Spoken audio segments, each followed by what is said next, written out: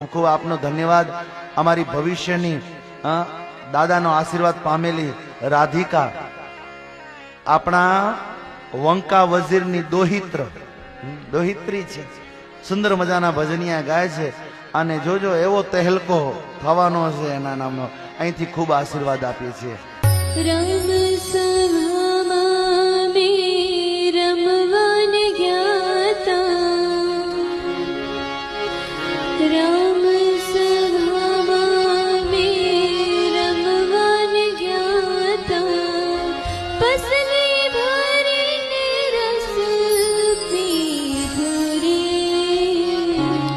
રામ સભામાં